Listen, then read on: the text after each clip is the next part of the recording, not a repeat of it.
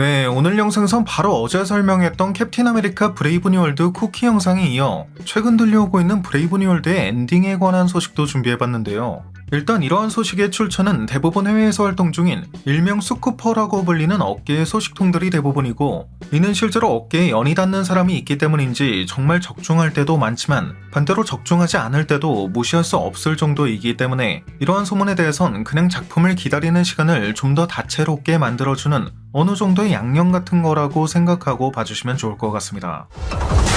What if it's a trap?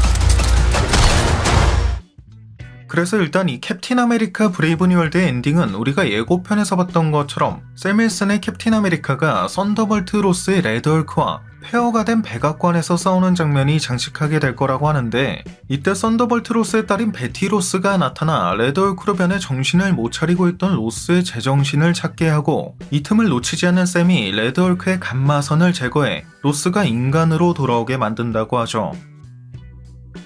이후 썬더볼트 로스는 우리가 지난 마블 시네마틱 유니버스에서 중범죄를 저지른 누군가를 가둘 때면 항상 복원했던 바로 그 해상 감옥 레프트에 구금된다고 하며, We will take him to the raft.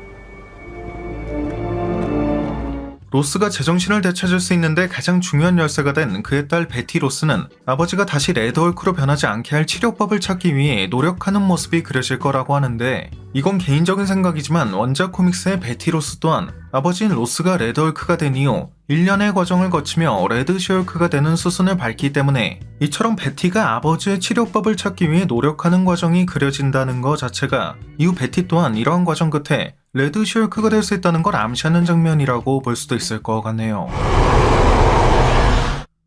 또 샘은 이러한 사건이 모두 마무리된 후 로스의 요청으로 어벤져스를 재결성하기로 결심하며 첫 번째 멤버로 호아킨 토레스를 영입한다고 하는데, 여기서 주목해야 할 건 바로 어제 영상에서 설명했듯 쿠키 영상에선 닉 퓨리가 샘에게 멀티버스의 위협을 대비할 새로운 어벤져스 팀을 구성하는 걸 제안할 것이 예상되고 있기 때문에 일단 엔딩에선 샘이 단순히 브레이브 뉴월드의 배경이 되는 유니버스를 중심으로 한 어벤져스 팀을 재결성하려고 하지만, 쿠키에선 이 새로운 어벤져스 팀의 범위가 멀티버스 단위로 넓어지게 되는 것인지, 과연 이러한 엔딩과 쿠키의 설정이 어떻게 연결될지에도 주목해야 할 것 같습니다.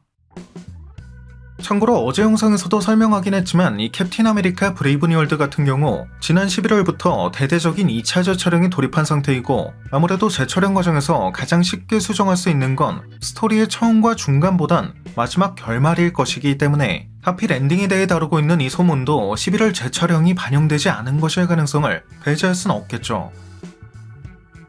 그럼에도 불구하고 이 소문에서 한 가지 더 주목할 만한 건 개인적으로도 지난 영상들에서 예상했듯 샘의 새로운 수트가 아다만티움을 적용한 버전일 수 있다는 건데, 여기서 또 재밌는 건 이 아다만티움 수트가 감마선을 제거할 수 있는 특징을 가지고 있어 엔딩에서 샘이 레드 헐크를 상대할 때도 이 아다만티움을 활용해 레드 헐크의 감마선을 흡수, 썬더볼트 로스를 인간으로 돌아오게 만든다는 겁니다. 개인적으로는 이 같은 설정을 봤을 때 가장 먼저 떠오른 게 원작 코믹스의 레드 헐크가 감마선을 흡수하는 능력을 가지고 있어 헐크의 감마선까지 모두 흡수해 배너가 한동안 헐크로 변하지 못하게 만든 적이 있는 이 장면이었는데, 평소에도 워낙 원작 코믹스의 설정에 많은 베리에이션을 주는 마블 시네마틱 유니버스인 만큼 이 같은 원작 코믹스의 설정 또한 아예 아다만티움이 이러한 흡수 능력을 가지고 있다는 걸로 바꿔버린 것일 수도 있을 것 같네요.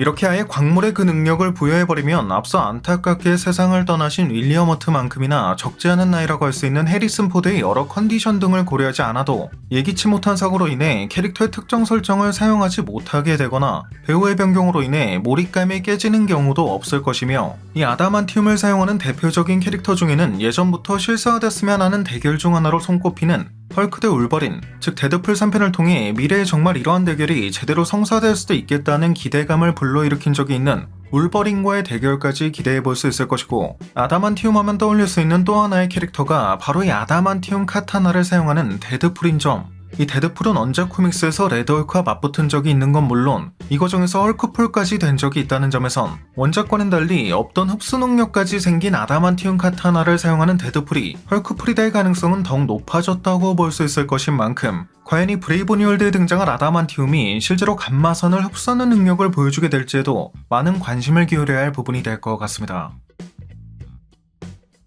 네, 오늘 준비한 영상은 여기까지였습니다. 영상이 재밌고 유익하셨다면 잊지 마시고 꼭 구독과 좋아요 그리고 알림 설정해주시면 감사하겠습니다. 그럼 지금까지 올원이었습니다.